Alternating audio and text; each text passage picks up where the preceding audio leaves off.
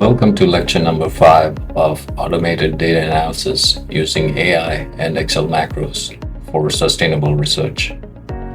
In this lecture, we will learn about Excel VBA programming.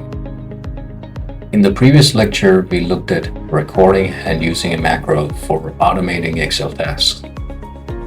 But we didn't look at exactly what happens in the backend. So let us go back and look at our macro from the last lecture. Select the macro and click Edit. We will see that a window pops up. It's the Visual Basic Application or VBA editor. We can see the source code for our macro inside this window. The name of this macro is at the very top of this code, and all the code is written between sub and end sub. Here sub refers to sub procedures. With Excel VBA, you can write macros to handle everything from simple formatting to complex algorithms.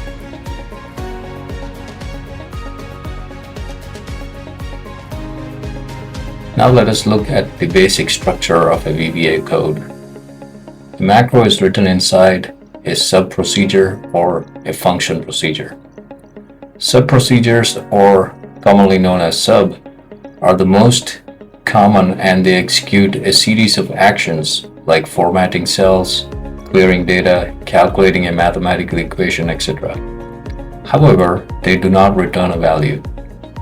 Function procedures perform calculations and return a specific value. They're just like the Excel's built-in functions. So you can build custom functions using function procedures. Alright, time to create a macro using VBA editor without using the record macro option. Let's navigate to the Visual Basic Editor and select your macro-enabled Excel file. Insert a new module. Let's start with writing the simple VBA code for outputting a message box. Save the file and close the VBA editor. Go back to Excel. Click on Macros, select the macro, and click Run. You have created your first macro with the VBA editor. VBA is built on object-oriented programming. To change anything in Excel, you manipulate the properties and methods of these objects. So these objects are basically digital things like a workbook, worksheet, cell, range, chart, etc. And the properties of these objects are the attributes or adjectives that describe them. Example, value, font color, etc. Methods are the actions or verbs that the object performs.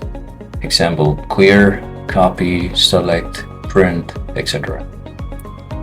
To declare a variable in a VBA, use the dim statement. Here dim stands for dimension. So the dim statement is dim variable name as data type. For example, dim name as string. Here name is the variable and the corresponding data type is string.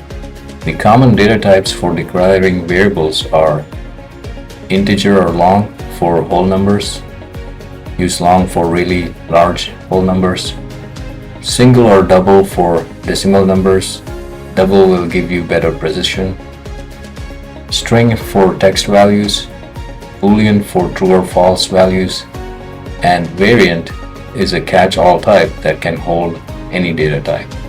Next, let us look at logic and control structures.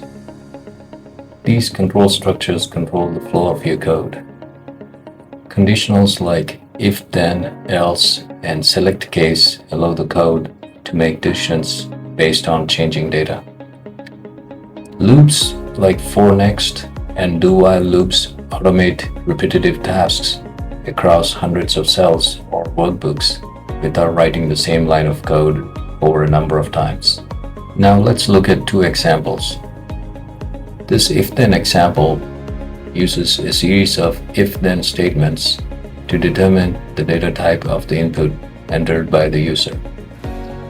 So we type this code in the VBA editor create a macro and assign a macro button and save the file. Now click the button. We get a user input message box. Type in a number value. It accurately predicts a number. Now type in a date and the code predicts it right. Let's type in a time. That works too. Now let's try a blank space. That works too. How about a text? And we get a text. So that was an example of a macro code based on conditional if-then structure. Now let's look at a for next loop example. Let's type in this code to generate numbers in a column. This code takes in a user input for the number of rows required and keeps typing the numbers in a column until the for loop reaches the max row number. Let's create a macro, assign a button, and save the file. Now click the button. We get a user input message box. Type in a number value. Let's type in 10. And it populated 10 rows.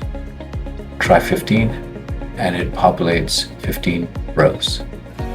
So that was an example of a macro code based on for next loop. Alright, so that's all about the basics of Excel VBA programming in this lecture. See you in the next lecture.